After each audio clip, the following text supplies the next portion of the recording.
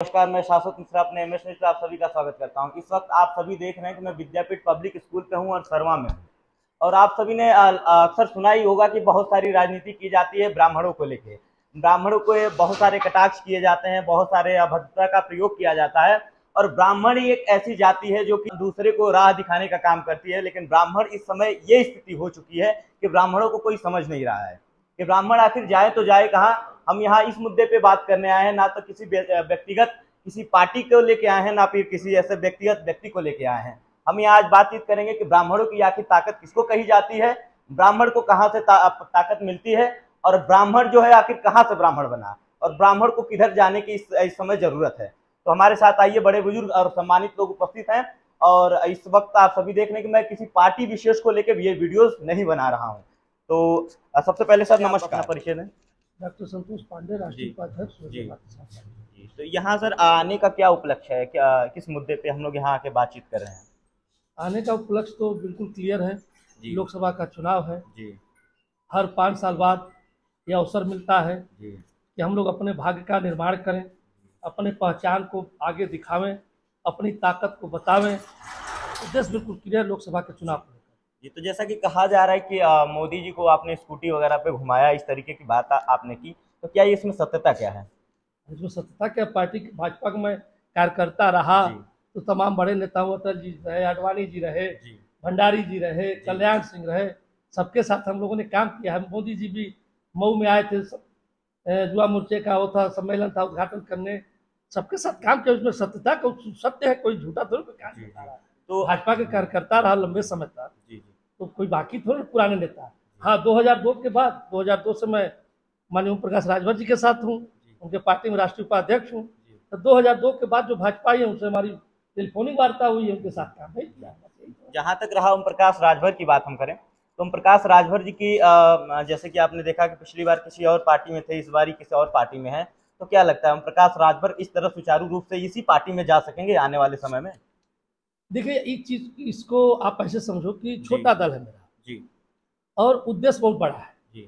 दल छोटा जरूर है जी, लेकिन दल का मेरा उद्देश्य यह है कि राजनीतिक रूप से, सामाजिक रूप से, आर्थिक रूप से जो समाज में पिछड़ गए उनको कलेक्ट करके हम लोगों ने एक टीम बनाई, चाहे जिस जात के हो। ये अलग बात है कि मोहर किसी जात का लग गया है, लेकिन जब पार्टी का निर्माण हुआ तो एक ही था कि गुलामों को गुलामी का एहसास दिला के उनके पैरों से जकड़ी हुई जंजीर तोड़ना, बस यही हम लोग का उद्देश्य था।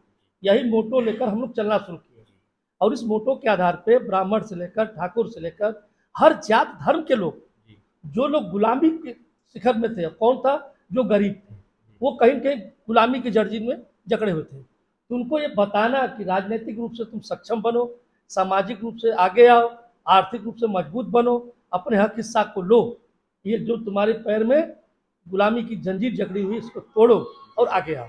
इसमें कोई जात विशेष का नहीं था। ये अलग बात है कि राजभर समाज बहुत पिछड़ा हुआ था, राजभर समाज में बहुत लोग गरीब थे, वो सब लोग इकट्ठा हुए, आज एक पहचान बन गई राजभर की। और हम आज भी कर रहे हैं कि सबके लिए हमारा पार्टी खुला हुआ है। जो गरीब तबका है, जो दबे दबाए हैं, जो सताए गए हैं, उस सबके लिए ओम प्रकाश राजभर है। दूसरी बात आपने कहा पार्टी आने जाने का सवाल, भाई छोटी पार्टी है, हम अपने मोटो पे कायम है। हमारे मोटो के आधार पे जो दल काम करेगा हम उसके साथ। आज भारतीय जनता पार्टी अगर हमारे मोटो को मान रही है कि हाँ गरीबों का कल्याण होना चाहिए, गरीबों को रोजगार मिलना चाहिए, गरीबों को सुविधा मिलनी चाहिए, तो उस आधार पर उनके साथ है। तो आखिर ये ब्राह्मण ही राजनीति में क्यों पिसा जाता है? क्योंकि जितनी भी पार्टियां आती हैं ब्राह्मणों को लेकर ही राजनीति की जाती है, तो ब्राह्मण ही राजनीति का शिकार क्यों बनता है? उसके कारण है कारण है कि ब्राह्मण शुरू से पढ़ा लिखा रहा है। ब्राह्मण पढ़ा लिखा होने के नाते यूनाइट नहीं रहा है। जब यूनाइट नहीं रहा है तो हर व्यक्ति जो आएगा वो ढेला फेंक देगा। भाई जब आम का पेड़ फला हुआ तो कोई ढेला तोड़ के खाना शुरू कर देगा, वही हुआ है। जी, ज्यादा समय आपका नहीं लेंगे। एक आखिरी प्रश्न जो कि अंतिम प्रश्न कहा जाता है कि जैसे बहुत सारे उनके बयान हैं ओम प्रकाश राजभर जी के जो कि ब्राह्मणों के खिलाफ भी कहे गए हैं, तो ये आप कैसे उनको दर्शाना चाहेंगे कि क्या उन्होंने सही कहा है या फिर गलत कहा है? देखिए, मैं आपको सही बता दूं जी, अब मीडिया की बात आ गई है, समाज में भी लोगों ने चर्चा किया है जी। मेरे संज्ञान में इस तरह की कोई बातें नहीं। बातचीत के दौरान जैसे मैंने यहीं कुछ बातें किया है, अब आपने रिकॉर्डिंग करके अब आप उसको कट पेस्ट करके पेश कर दें तो बात का बतंगड़ हो जाएगा। बात का बतंगड़ आप बना सकते हैं। तो जान रहे हैं कि समाज में हर तरह के लोग हैं, लेकिन यह भी सत्य है कि इतने के बाद भी अगर 500-1000 ब्राह्मण उनके साथ जुटे हुए हैं, आप बस्ती में चलिए, हरैया जैसे विधानसभा सीट जहाँ ब्राह्मणों का क्षेत्र है, वहाँ के तमाम ब्राह्मण उनके पीछे घूम रहे हैं, तमाम बलिया में ब्राह्मण, बनारस में ब्राह्मण मऊ में घूम रहे हैं। तो ऐसा नहीं है, यह कट पेस्ट का तमाशा है। जो भी राजनीति करता, अगर मेरे जैसा व्यक्ति इस चीज़ को सोच रहा है कि बिना सबको लिए समाज में आप आगे नहीं बढ़ सकते, तो वो प्रकाश राजभर बात नहीं सोच सकते हैं। उनको भी पता है कि सिर्फ एक व्यक्ति से कल्याण नहीं होगा, समाज में सबकी जरूरत है। अगर शरीर है, शरीर का निर्माण है, तो नाखून से लेकर बाल तक सबका महत्व है। ये हमारे विरोधियों का चाल है, इधर का उधर, वहाँ का यहाँ, कहीं ब्राह्मण बोले होंगे, कहीं कुछ किसी को कुछ कहे होंगे, तो वहाँ का बात वहाँ जोड़कर पेश किया गया है। तो ऐसा कुछ नहीं है। मैं मतलब एक सिरे से खारिज करता हूँ कि ओम प्रकाश राजभर किसी भी जात के खिलाफ आज तक उस व्यक्ति ने नहीं बोला है। यह जो भी है एक कटपेस्ट का तमाशा है। जी, तो आप लोगों तक क्या आदेश या निर्देश या किस तरीके का उपदेश पहुंचाना चाहते हैं? बस मैं ये चाहता हूँ कि ये सीट सुहेलदेव भारतीय समाज पार्टी के पास है, खुशी की, और पार्टी के युवा तुर्क, भविष्य का नेता। और आपको जानकर आश्चर्य होगा कि अभी राष्ट्रपति द्वारा अरविंद राजभर को भारत के सबसे नए नौजवान नेता होने का पुरस्कार मिला है पूरे भारत में। इस जितने भी नौजवान नेता राजनीति कर रहे हैं, उसमें से उसको छांटकर राष्ट्रपति ने उसे सम्मानित किया है। उस लड़के के अंदर बहुत कैलिबर है, बहुत क्षमता है। आप जब मिलेंगे तो खुद आपको लगेगा कि यार ये तो डायरेक्ट हमसे हमारी बात कर रहा है, ठीक ना। यह सीट है और इस सीट को जिताना है।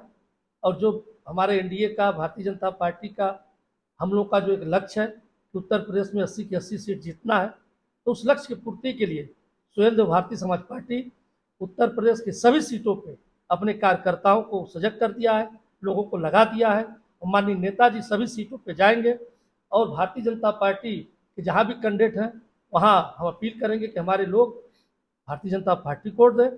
और इस सीट पर, जो सीट हमारी है सुहेलदेव भारतीय समाज पार्टी की है, जहाँ माननीय अरविंद राजभर जी लड़ेंगे, यहाँ हम उनको जिताने की अपील करेंगे। भारतीय जनता पार्टी के नेताओं कार्यकर्ताओं से अपील करेंगे कि अरविंद राजभर को जिता के मोदी जी के हाथ में। जी, बहुत बहुत धन्यवाद। जैसा कि आप सभी ने सुना कि किस तरीके से बताया इन्होंने कि ब्राह्मण आखिर क्यों कुचला जाता है, ब्राह्मण को ही क्यों पीछे किया जाता है। सबसे बड़ी बात की, जैसा कि मैंने पूछा भी एक प्रश्न, कि ओम प्रकाश राजभर जी का जो एक दो ऐसे बयान हैं जो कि ब्राह्मणों के खिलाफ बताए जा रहे हैं, पर वो बिल्कुल जो है कि गलत हैं, कटाक्ष किए जा रहे हैं सर के द्वारा कि वो कहीं ना कहीं क्रॉप रेस्टिंग है, और वो चीज़ों को जो है आप सभी ज़्यादा ध्यान ना दें। और बाकी सर बहुत बहुत धन्यवाद, बहुत बहुत शुक्रिया, थैंक यू।